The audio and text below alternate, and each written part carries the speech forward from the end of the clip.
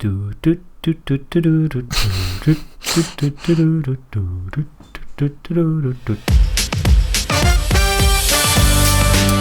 you are listening to Off Radar, It's a Movie podcast. I'm James Smith, a professional film and video editor. I'm James Eatock, a freelance writer and illustrator specialising in 1980s cartoons. And I'm Neil Brock, aka Nige, the man with two names, former film journalist and currently working in the games industry. Each week, one of us picks a movie that all three of us either haven't seen in many years or in some cases haven't seen at all. We each watch the chosen movie, return to the microphone and let you all know exactly what we thought of it. I'd never really had any interest in watching it and I was proved absolutely right. I think it's amazing. I really love this film. The film's still a pile of steaming dog shit.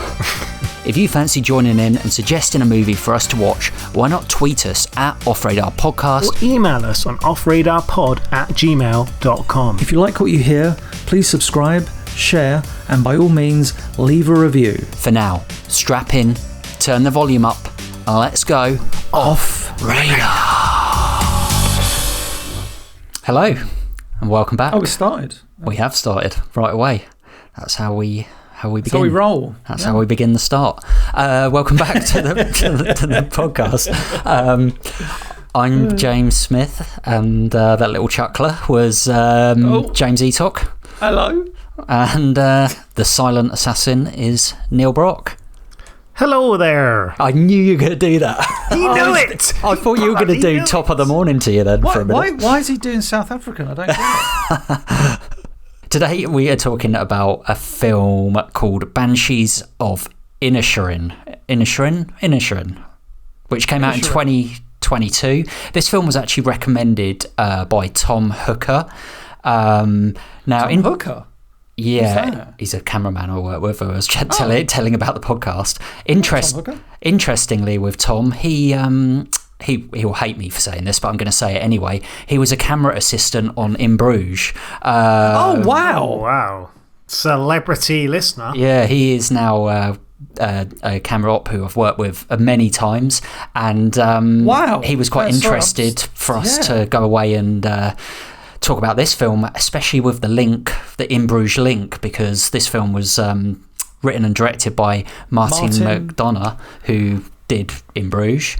I did not know that. So I watched this movie, and then afterwards I thought, what's this director done? And I looked at his other 4 movies, and I was like, I've seen 3 of those in the cinema and 1 on the plane. Oh, wow. Yeah, so I've seen... So you've seen... So the other ones are... Yeah. 3 billboards. In Bruges, 7 Psychopaths, 3 billboards outside Ebbing, Missouri. Yeah, 3 billboards was the one I really wanted to see, and unfortunately I saw it on a plane, but I thoroughly enjoyed it. I thoroughly enjoyed 7 Psychopaths, and I loved In Bruges. So what does James Eatock think of this film, Tom Hooker? Oh.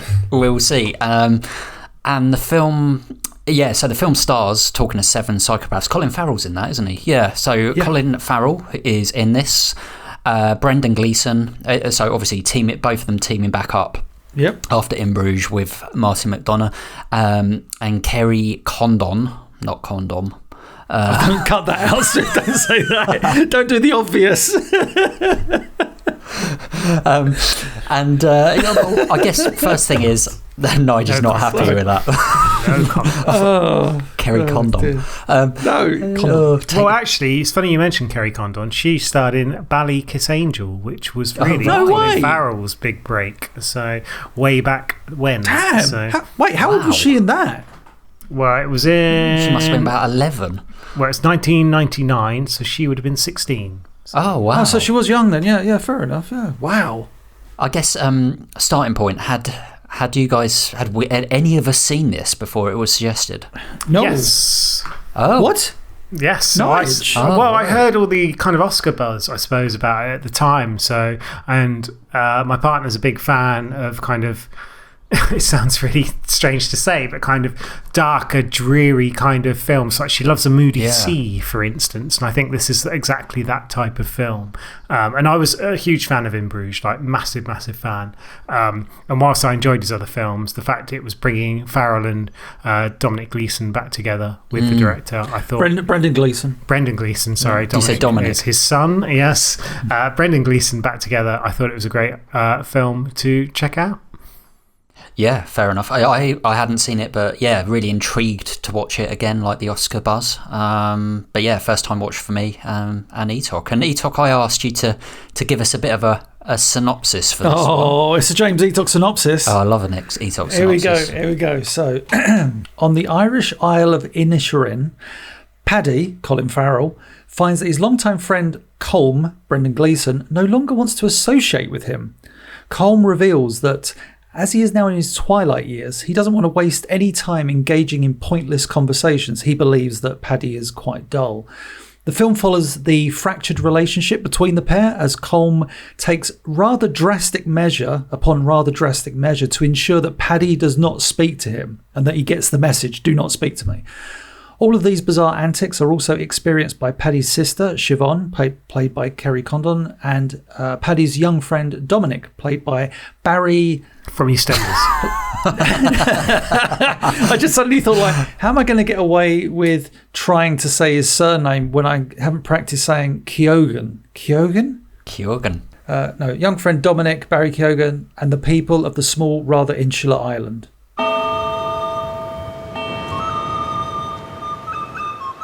Colin, Sonny, Larry.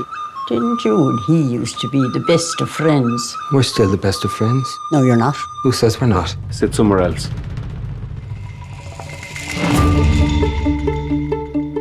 Now, if I've done something to you, just tell me what I've done to you. When you didn't do anything to me. I just don't like you no more. You didn't like me yesterday. So with this film, I guess the first thing you notice is it's set in Ireland, and the Irish music, which kind of sets it up beautifully. There's big kind of sweeping vistas. It's very real and very rural, and straight away we're kind of introduced to Colin Farrell's character, who like Etok said, like just wants to kind of chat with and be friends with Colm. And a lot of the film takes place in this little pub, which is quite a strange little pub. It's like a little intimate shed. It almost becomes like a bit of a character in the film. Nice. But it took me quite a little while to realise when it was set, because you don't really realise until he changes his calendar over that it's set in 1923, which I think maybe we'll get to is quite an important thing, which I didn't realise until after the film when I read about it. The Irish Civil War, isn't it, really? That's the kind of the period. And again, it's one of these places, because it's so remote, we should say it's actually a fictional island, and I think it was one created sort of combining island with Ire, as in E-I-R-E, which is a sort of common term for Ireland, to sort of create this fictional place. But it's so remote, and everyone that lives there is... Even if it was, say, like the 50s, 60s, 70s, they may still have this very basic standard of living and kind of more rustic and relying on animals, no automobiles, no technology, sort of that kind of place. And as you mentioned, like their pub, which is obviously almost like the community hub, is practically like a little shed, really, that just serves the good stuff, but not that much going on aside from sort of locals playing the odd bit of music as well. Yeah. The thing that struck me about this film right from the get-go was I knew nothing about this film. I didn't know about any Oscar buzz. I didn't know who was in it, really. But I didn't know what kind of film this was going to be. I had no idea. And so it starts off and I thought, oh, right, this is going to be like a big character piece with lots of like that's exactly what very mundane, very drawn out. And it is to begin with. I found very soon into the movie, I thought to myself, oh, I think there are moments of levity. I was like, I think this is like a black comedy. Because one of the first lines is, he tries to speak to, Paddy tries to speak to Colm, goes back to his house, sees Siobhan, and I think her first line is, maybe he doesn't like you no more. And I was like, that's such a weird thing to say in this very serious drama. It's so sharp, isn't it? And the dialogue is often in this, it's really authentic, but at the same time, like you say, that kind of the black comedy behind it, it's always like quite underplayed in the way that it's acted and written. Why does he not want to be friends with you no more? What is he, 12? What the hell's going on with you, me feckin' brother? He's dull, Siobhan. But he's always been dull. The other night, 2 hours you spent talking to me about the things you found in your little donkey shite that day. Well, it wasn't me little donkey's shite, it was me pony's shite, which shows how much you were listening. The film is shot like it's real. I don't mean to dismiss it, but it's like and I mean this is a really high compliment, like a very high end TV drama.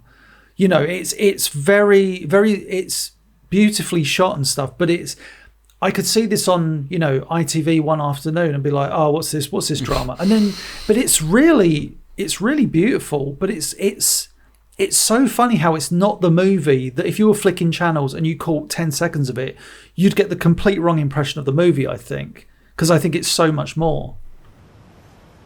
You do like me. I don't. You liked me yesterday. Oh, did I? Yeah. I thought you did. And you know, like we've talked about, like obviously relationships being pivotal in film, and I think this film really is a good example of the pivotal relationship between the important relationship between Colin Farrell's character Paddy and Brendan Gleeson's Colm, and this film hinges on them having this weird sort of bond yet friction. And for most of the film, you don't really know why there's friction. You don't know why Colm is dismissing him. And actually, well, he does say early on when they're sitting outside the pub, and he says to him, "I just don't want to have pointless conversations anymore. You know, I'm getting old. But it's I don't want to waste my life. But it's so petty and ridiculous, which." Like after reading about what the kind of symbolism of this film was after the film, I watched the film, which I'll be honest, I did not get at all. But it's basically like that kind of symbolism of how pointless the Civil War was. Wow! I did not pick up on that. I didn't even know the history of the Civil War. I got something different from it, but you carry on with this. Well, this is like a theory online anyway. But you know, at a certain point, that the conflict is irrelevant, and even a lot of people, you know, some people die in this film, like the donkey, for instance. Spoiler, but pointlessly die. And you know, it's that kind of like metaphor of when the Irish Civil War was happening. So their whole relationship is meant to be, kind of that based on that. I think. What I took away from it is that all the major characters in this film, so the first four that we've mentioned, obviously the actors that play the roles, all suffer with different levels of essentially depression in this film. Now, Colm's character especially goes on about how he's this amazing fiddler, but hasn't ever been able to create this kind of masterpiece, this legacy. And he's obviously got to an age in his life, and certainly in the 20s, life expectancy wasn't as long as it certainly is today, whereby he feels like he's a failure. And part of what ends up happening, and again, this is probably like the big spoiler already almost, is he handicaps himself in such a way that he can no longer even be a fiddler, almost giving himself relief from that position. And so he's almost using Colin Farrell's character as an excuse, a way to blame it. Now, Colin Farrell is someone who's kind of like that almost like annoying chatty person that you get down the pub, and he suffers with this kind of crisis of no longer having his best friend and sort of not being the kind of person who can be by himself. And he tries to form a relationship. Well, he already has a relationship with the donkey, and as you've kind of mentioned, some horrible things happen there. And there's also the young character, and we won't sort of spoil this quite early on, but he's obviously struggling with his mental health, with the relationship with his father that turns quite tragic, and also Colin Farrell's sister, who's kind of the only one that hits a crossroads and just kind of thinks, I'm going to make a decision that's actually going to change my life for the better, but it does mean no longer being on this island. And I think it's really quite remarkable that these characters don't necessarily undergo these kind of big dramatic changes, albeit Gleeson's character does physically go under quite a change. So you might as well say, but he basically, he says, doesn't he, to Colin Farrell's character, Paddy, he says, look, if you don't leave me alone, I'm going to cut my finger off. And he's like, well, you know, what are you talking about? You're going to cut your finger off. And then, you know, he says, every time you come to me, every time you speak to me, I will cut a finger off. At first does not take this seriously. Why would you? Why would someone do this? And he actually does sever his own fingers and chucks them at his house. I have a set of shears at home, and each time you bother me from this day on, I'll take those shears and I'll take one of my fingers off with them and I'll give that finger to you. He cuts the first one off, and I just love it though, because you just hear that dunk on the front door. And then later in the film, there's this moment where they connect again, and so Colin Farrell thinks, oh right, like I can go back into his life. So he literally goes around his house, sits there, they have a conversation, and then the following scene is like, dunk, dunk, dunk, there's more fingers hitting the door. And Yeah, it's just you like hear when he them throws, just yeah, dunk, dunk, dunk. and unfortunately the donkey ends up eating one of the fingers and dies. It's really, which is a really sad scene. It's tragic. They really I've got to say, I film. love that donkey in the film. It's such a brilliant little character. He just keeps wandering in the house. It adds so much kind of like. And the sisters always like, get out, the donkey out, and he's and Colin Farrell's like, no, come in. Jenny, I think is the name of the donkey. Yeah, Jenny, that's it. Yeah, Jenny's just sitting there, kind of thing, and. Yeah, it's really sweet because when his sister ups and departs very suddenly, might I say as well, that was very surprising. You know that she wants to, like Nige says, she's at this crossroads, so she wants to get off this island because it's a very. The thing is, the beautiful thing about this film is the mood established is this very intimate insular island. Everyone knows everyone's business, and when they go to the mainland, everyone on the mainland knows their business. There's no kind of secrecy, and it's there's no escape really. There's no escape, so she wants to leave, and she does, but it's so sudden. Do you fancy sending us a film to review, or letting us know your thoughts on a film that we have discussed? All of your comments will be read out in our end of season leaderboard episode. Email us on offradarpod@gmail.com, tweet us at offradarpodcast, message us on Facebook. All links and info in the description down below. Do it! Do it!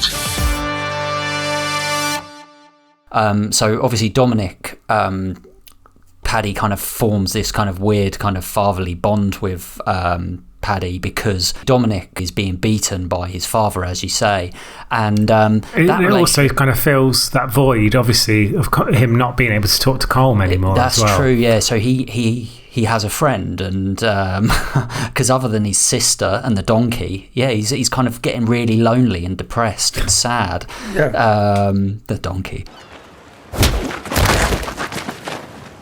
And you can tell that skitter of a son of mine he better be home by tea time, or it's over the pat of the both of you'll be, and your dreary feckin' sister.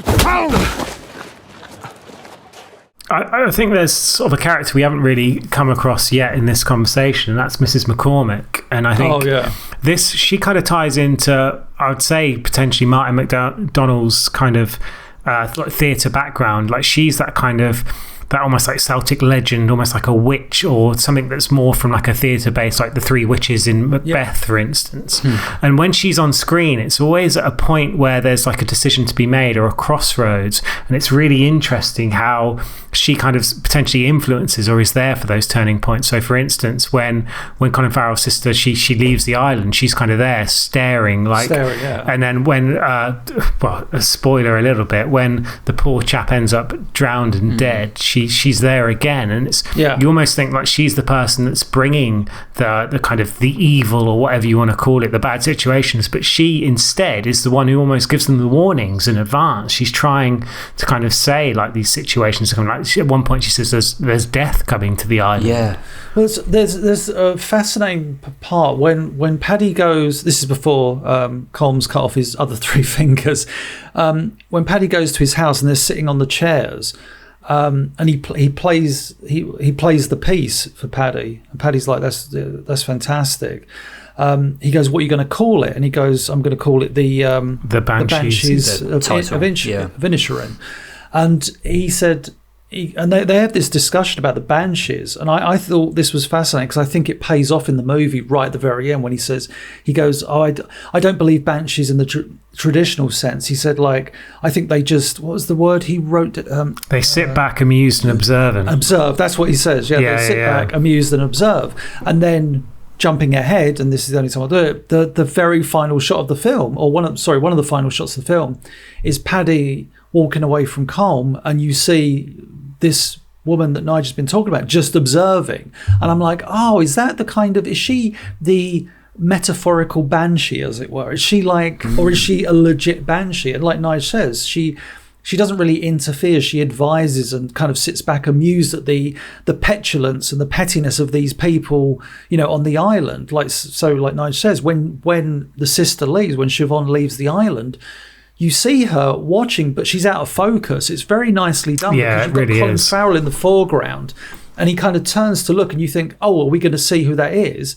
You kind of know who it is, but it's like, oh, that's really interesting. And if going back to what Nigel said about Crossroads earlier, if every moment in this movie was a crossroads, she's always at that kind of key moment. Yeah. And she even says certain things. And I think at one point she says about when Colin Farrell's about burning down the house, and she says something. He's like, don't put ideas in my head or something like that. And I was just like, oh, that's interesting. So she influenced some of those decisions. You think? Oh, definitely. Yeah. She plants the fear really of him losing his sister, which kind of makes her more likely to sort of go and do it, because she knew it'd be more sort of endurable, I guess. And it's really interesting. It's something that it's not really in your face. It's quite subtle. This film is quite slow. This is a slow. It's not a crash bang wallop film at all. It's as far removed from that as you could probably imagine.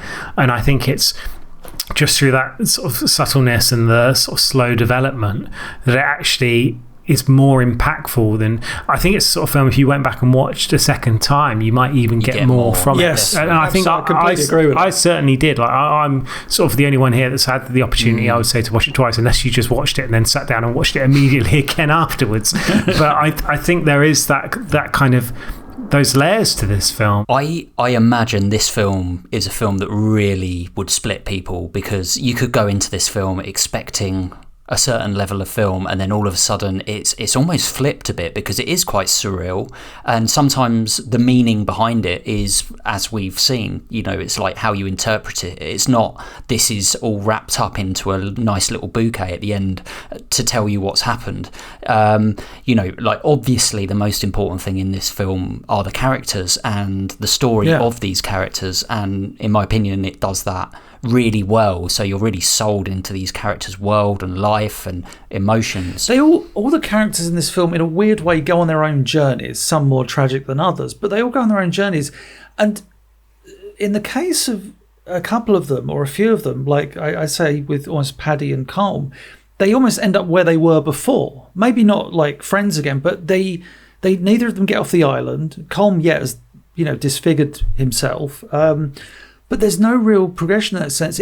But there is they go on their journeys. Like at one point, in 3/4 of the way through the film, Paddy, the donkey dies, and Paddy he just goes up to him and says, at 2:00 tomorrow afternoon or whatever, I'm going to set fire to your house. If you're in it, so be it. It gives us this like kind of Western ultimatum. It's like a time, and it's going to be very like a standoff basically. But yeah, sorry, Karen. And he does it. He sets fire to the house, which I was really surprised at, because he is actually in it as well. Like you see, Brendan Gleeson's character sitting in it, and almost like you think, oh my god, he's actually going to die here. That's what I thought. I thought, oh, he's gone. He does make an effort as well to save the dog, and it's something that's a bit of a common theme in this film, is that the animals are almost the most likeable characters, which is kind of not necessarily the most likeable, but certainly they create a lot of sympathy and emotion to the viewer. And the dog, and obviously, as we mentioned, Jenny the donkey, even the cow just being in that room with Colin Farrell, it adds this kind of strange perspective to it. And it's just, it's quite sometimes you just sat there scratching your head thinking, what the hell is going on between these two people for them to be taking such extreme reactions to each other? I was going to say one scene that made me laugh out loud so much, because I did not see it coming, is so Colm basically at one point in the film, he has some music students basically learning the violin from him, showing the pub, isn't it? The pub, showing that he's got, he is a very talented fiddler, because he's teaching how to fiddle. And Brendan Gleeson actually is playing the fiddle. Like, he is really? Truly a very talented fiddler. And I think Gleeson actually cut his own fingers off as well. So. No, and threw him around. No, he plays the fiddle in like Michael Collins and Cold Mountain, a few of his other films as well. And the soundtrack, like the music, it is really, really strong. And like you say, he's teaching these people in the pub. Colin Farrell, out of jealousy, sees one of the guys walking home, says, "Oh, I'll give you a lift home, like a ride home kind of thing, or a ride to where you need to get going." And he's sitting there, and Colin Farrell was like, Paddy's saying to this young music student, I've got a message for you. Basically, he says, a bread fan crashed into your daddy. And the youngish, musician is like, "Oh my God," and he gets off like heartbroken. He's devastated. And he's like, he says, I forget like the conversation, like, "What are the chances?" And he goes, "Yeah." And he goes, "That's," because then the music student goes, "That's exactly how my mammy died." It's just the payoff to that gag is brilliant. So again, so dark, but just because it comes out of nowhere. Yeah, and it's such a, and that was, I thought this was an interesting character thing, because from that we get a scene, maybe one or two scenes later, where Paddy's talking to Dominic, and you get the impression up until that point that Dominic is always going to be by Paddy's side, like he's impressed with Paddy all the time, but you get the sense that Dominic can hold his own kind of thing. And they're sitting there, and Paddy says, like, "Oh yeah, I think he's basically saying that he's edgy, and he's got aggression and stuff." And I told this young musician that his father had died, and like Dominic takes great kind of offense to this. Like, he's really upset with Paddy. I think he says to Paddy, like, I thought you were better than the others, but it just turns out like you're like everybody else on this island. And it kind of destroys him, doesn't it, as well? Yeah, it really does. It's not long after that he unfortunately ends up dead. So, well, this is the thing, like, I suppose we should talk about is, the scene, before we discover right at the end of the film that he's passed away, in a really beautiful scene where Paddy's writing a letter, and so you hear about the events of the island.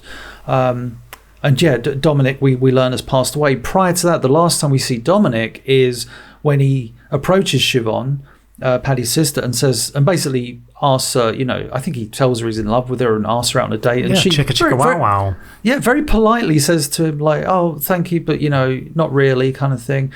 And he's a very simple fellow, Dominic. The actor who plays him, Barry, and I'm not going to try his surname again. He was in Dunkirk, that boy. Right, he's very good. And he kind of, you can tell he's upset by it, but you just think, oh well, Dominic's life will continue as it always does. This kind of very bizarre, very isolated existence, and obviously a very abusive father. And then the next time we see Dominic, he's passed away, and you think, did he commit suicide out of sadness? I think obviously that is the thing, because obviously then when they're doing the narration towards the end of the movie, when Paddy's explaining to his sister through the letter that Dominic passed away, you see the policeman, the father, the abusive father, seeing the body, seeing them fish the body out with, can we just point out the giant fishing hook that we first see Dominic with at the beginning of the movie? He finds it and he's like really excited about it, isn't he? He's like, what's this? And literally it's the same thing fishing him out at the end of the movie. And you just think like, oh man, it's such a sad end for that character. But this movie isn't a movie about happy endings, and it's, no. It's but the odd thing is though, I feel that there is like a weird twisted sense of hope in the movie that I guess you get that from the sister when she leaves, and yeah, it's technically an escape, but there is that thing of, you can watch this and kind of self-reflect at potential, I think, and think like, wow, these people on this island are very isolated, and like Nige says, even if this was the 1960s or 70s, they may still be living that way, with a lack of technology, no vehicles, no this, no that, and you just, I don't know. Watching this film, I was reflective in two ways. One, like the opportunities I'm afforded in life, very, very lucky.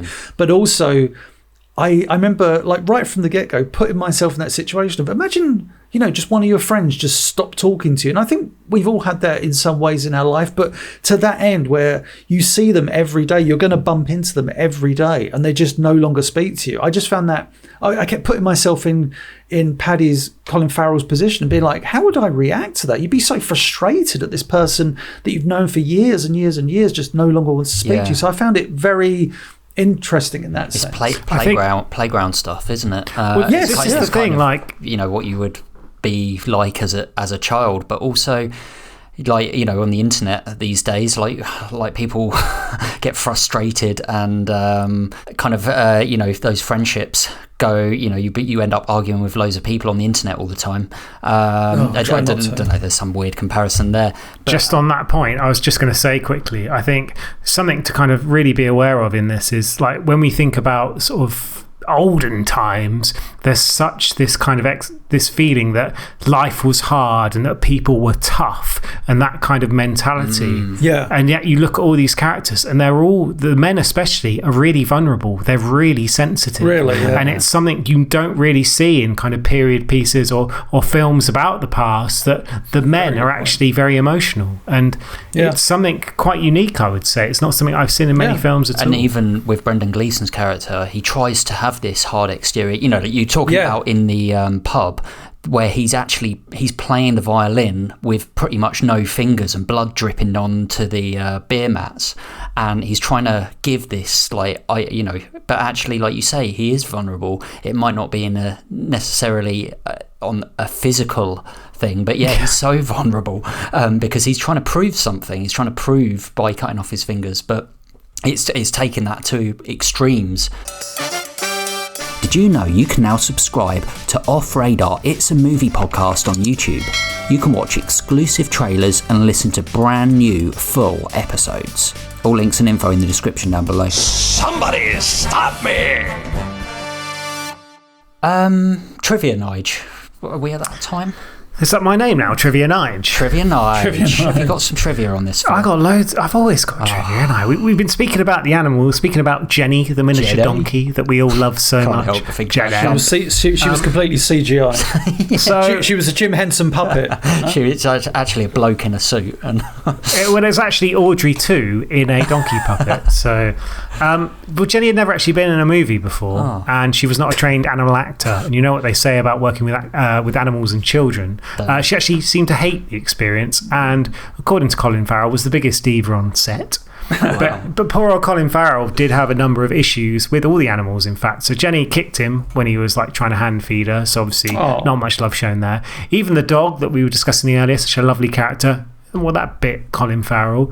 And then when he was on the horse and cart, the horse reacted badly and actually tried to reverse him off the cliff into the ocean, which could have been quite disastrous. So apparently Colin Farrell plus animals equals disasters. So that's a bit of a shame on that. Have you ever seen that film called Lobster, where he with Rachel Weisz, where he basically, if you die, you turn into an animal. Well, there you go.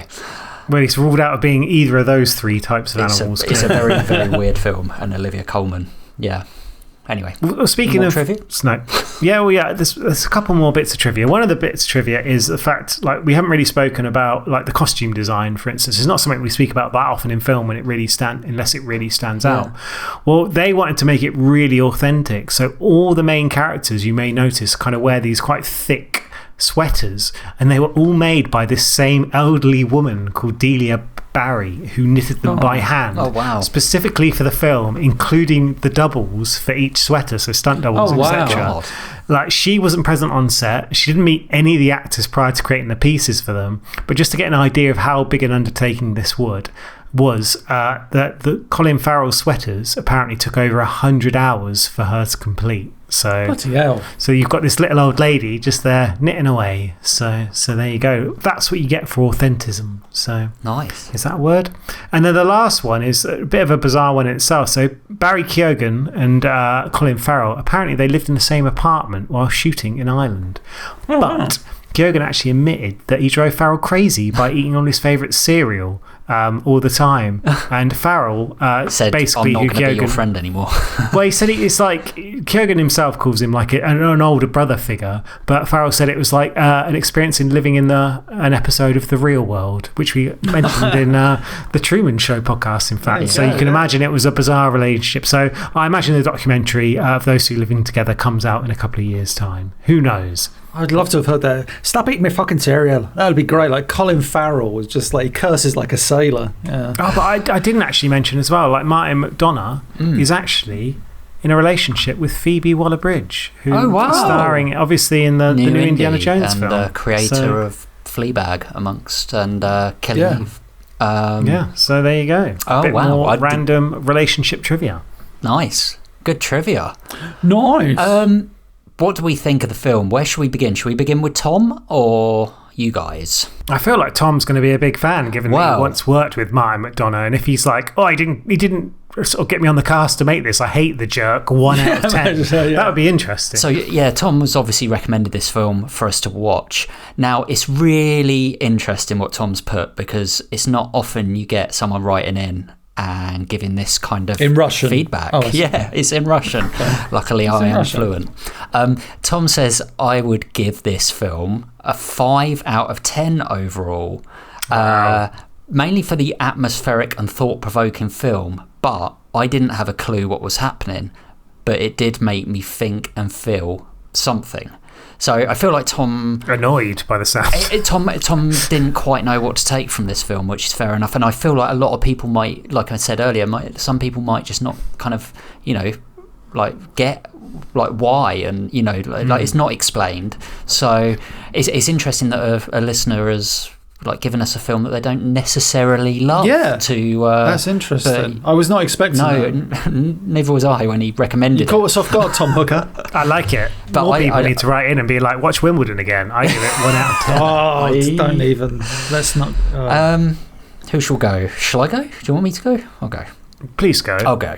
Walk out the door. Turn around now. I'm not welcome anymore, but I will give my opinion on this film. I hope so. I will. I was like the first 15-20 minutes of this film, or the first part of it, I like what you said, Etok, I was expecting a very different film from what we're presented with. I didn't expect this kind of twist on the surrealism and the black comedy, and even the layers that we're all picking different things out of this film and interpreting it in different ways, and I just didn't think I was going to get that. I thought it was just going to be a really nice character piece. So I was pleasantly surprised at how original it was, and it's not often I say that on the podcast. It's quite rare you get a really original film, and I felt like this was a really original film. The cinematography I really liked. I know what you're saying about the kind of the TV kind of movie feel, but I felt like in this film it was kind of perfect for that. Just I didn't mean that in a derogatory I know, way. I just meant that if you were flicking channels you could see this, and I don't think it would. Yeah, I think it would kind of give someone the wrong impression of the movie, if you know what I mean. Yeah. And then, the acting is sometimes extreme, but then also understated, if that makes sense. It's quite, at times you're like, what the hell? He's burning down the house. But then the next scene, it's just so downplayed. So I was kind of mesmerised by this film. But there were times where I did feel like it pushed a bit too far beyond the kind of realms of believability, which then took me out of the film and made me get a little bit frustrated at times. So yeah, it's a weird one. I really want to see it again, and maybe my rating would be higher, but I just really enjoyed it, and I feel like I'd want to watch it again, so I'm going to give it a 7 out of 10. I'll go for Etok, what did you think? Yeah, kind of going on from what you said, I didn't know what to expect of this movie, so I was pleasantly surprised by it. I thought the acting was terrific. I loved the setting. I loved the mood created through the movie.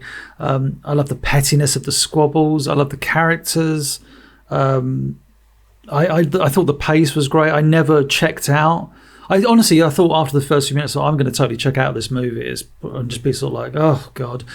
Because I thought it was going to be an over-the-top, kind of overblown drama piece of life on an island in the 1920s or something. It was completely different. It caught me off guard. I actually loved the surrealism of it. I thought it added to this story. Like I said, I love the idea of the banshee, that kind of subtleness, like Nige pointed out as well. She always appears at certain points, and her at the end, it was like a really nice payoff for me. I was like, oh, that all ties up quite nicely. But yeah, I went in thinking, oh God, what is this movie going to be? Like I said, I looked at the poster, I thought, oh right, okay, this is going to be a bit of a slog. But I came away thinking like that was one of the best movies I've seen on the podcast. I really fucking enjoyed it. So I'm going to give it a big old I think 8.5 out of 10. Oh, I thought you were going to go for a 10 for a second. Yeah. Yeah, I thought you were going When- right up there. I thought it was going to be a 9.5 or something like that. Nice. That's good score. Nige, after 2 watches, where were you sitting? Yeah, what is Nige? Double Nige. Starting off by kind of saying the critical response to this film was incredible. It did get nominated for 9 Academy Awards. Wow. Although it didn't win any. Most of those were for acting. So sort of Barry Keoghan, Brendan Gleeson, Colin Farrell, Kerry Condon all got nominated. My good friend Carter Burwell for the soundtrack, who did Hudsucker, got nominated for the score. There was one for the director, one for the screenplay, one for film editing, and one for Best Motion Picture of the Year. What I would say about this film is I wouldn't necessarily say it's, and this is going to sound really strange given kind of what I've said about it so far, I don't think it's that entertaining. It's not the kind of film, it's certainly not a film you would put on a Saturday night and be like, no, yeah, that was a thrill ride or anything like that. I do think it's very slow. I do think that, as I mentioned, the layers are really strong. I think the kind of messaging's really interesting. I think the performances are incredible. I think the animals, despite biting and annoying Colin Farrell quite a lot, clearly add a lot to the film as well. I found it really difficult to kind of figure out quite where I fell on it. I think the first time I enjoyed it, but I think I really struggled with the pace that first time around. I think the second time I kind of knew what to expect. I think you can kind of get more out of those sort of kind of the subtle messaging, and you already, because you know where the film's going, you see more interesting aspects of the characters, I suppose. I do think that it struggles with its kind of comparisons to the other films that they did. Like, compared to In Bruges, I think it's such a chalk and cheese sort of situation, and you can see I'm kind of stalling as I struggle to find where I'm going to fall with my rating. I just love the idea of you stalling. You're like, and like when you compare it to Seven Psychopaths, and when you compare it to Nige, where are you going? To the compare Bob Hoskins BT adverts, to a phone booth. when you compare it with J.R. Hartley, Fly phone booth. Yeah, I think for me, don't watch it necessarily if you're in the mood for an entertaining film, but definitely watch it if you're looking for something thought-provoking, original, interesting. And I think for that reason, it's why I'm going to sort of stumble and consider falling onto an 8. Oh, okay. Right. Okay. Is obviously it's a strong rating. I think it is in part influenced by the fact that second time I got more out of it, but I'm sure there's going to be people that go away from this podcast or listen to this podcast having watched it once and thought, well, you know what, for me it was a load of old cobblers and it was too long and nothing really happened except some crazy bloke throwing his cut off fingers at a door. And I think that's a perfectly valid opinion to have, but for me, yeah, I thought there was more to it. Fair enough. Well, there you go. And guys, what did you think of Banshees of Inisherin? Get in touch. Email us at offradarpod@gmail.com, tweet us at offradarpodcast. Let us know what you thought about this. What's your rating? And let us know, and we will be back for another episode next time. We need your help. We are looking to grow Off Radar and release more and more high quality content. Please give us a review on Apple Podcasts or wherever you get your pod. And why not share with your friends and loved ones? Help me help you.